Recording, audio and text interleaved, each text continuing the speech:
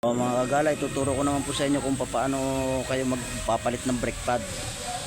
Kung ginagawa ko na ito po ay Hyundai i100, pero sa mga ibang kotse pares lang po yan. Pag ganito po, isang tornilyo lang po ang babaklasin nyo. Ito lang po 12mm sa baba.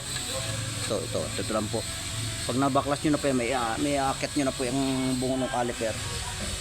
Yan.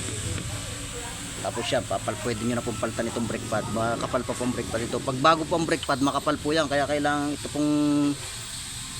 itong cylinder caliper, itong caliper kailangan i-atras nyo po yan dito po sa butas na to.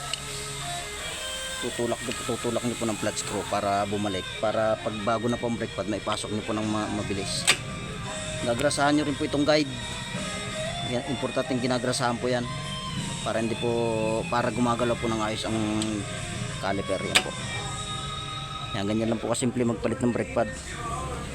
Lang po mga kagala, paki-follow, like and share po na aking video. Salamat po sa panonood.